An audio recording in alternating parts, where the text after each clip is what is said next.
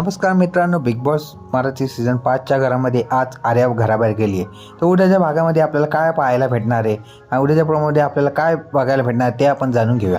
त्याआधी तुम्ही चॅनलवर नवीन आला असेल चॅनलला सबस्क्राईब करा, नवीन व्हिडिओ पाहण्याच्या बेल आयकॉनवर क्लिक करून ठेवा आणि कन्फर्म न्यूजसाठी चॅनलला सबस्क्राईब करून ठेवा.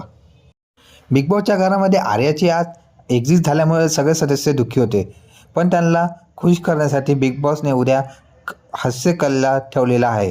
तर उद्याच्या भागामध्ये आपल्याला हे पाहायला भेटणार आहे की रितेश देशमुख सर पहिल्यांदा बिग बॉसच्या घरामध्ये जाणार आहे. नुकत्याच झालेल्या प्रोमोमध्ये आपल्याला असं दिसलं आहे एका टेबलावर भरपूर गोष्टी ठेवलेल्या आहे. त्यामध्ये प्रत्येक 2-2 सदस्य बोलून त्यातील एक वस्तू उचलायला सांगत आहे. आपल्याला प्रोमोमध्ये असं दिसत आहे की 2-2 सदस्याची जोडी बोलून त्यातील टेबलावरची वस्तू उचलायला लावत आहे. त्याच्यामध्ये जोडीमध्ये अभिजित आहे आणि जान्हवी आहे. तसेच पुढच्या जोडीमध्ये अंकिता आणि सूरज आहे. तर तिसऱ्या जोडीमध्ये पॅडीदादा आणि वैभव आहे. चौथ्या जोडीमध्ये वर्षाताई आणि दीपीदादा आहे.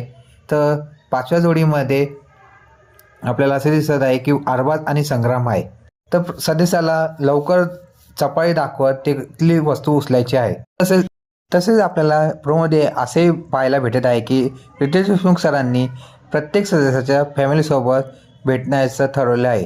तर एका टी व्हीमध्ये प्रत्येक सदस्य घरातील सदस्य दाखवण्यात आले. पहिल्यांदा अभिजित यांच्या मुलांना दाखवण्यात गेलं आहे. अभिजित यांच्या मुलांना भावूक होतं. नंतर जान्हवी हिच्या मुलालाही दाखवलं गेलं. जान्हवी तिच्या मुलाला बघून भावूक होते. नंतर दीपीदादा यांच्या वडिलांना दाखवलं गेलं आहे. दीपीदादा त्यांच्या वडिलाला बघून भावूक होता. तसेच आपल्याला प्रोमोमध्ये असंही पाहायला भेटतं आहे की दीपीदादा एका गोल सर्कलवर उभे आहे आणि ते गोल फिरत आहे आणि त्यांच्यासमोर वर्षाताई आहे आणि दीपीदादा म्हणतात की मी 10-20-30 वर्षापूर्वी जन्माला आलो असतो तर तुमच्यावर प्रेम केलं असतं. हे ऐकून वर्षाताई आश्चर्यचकित होता.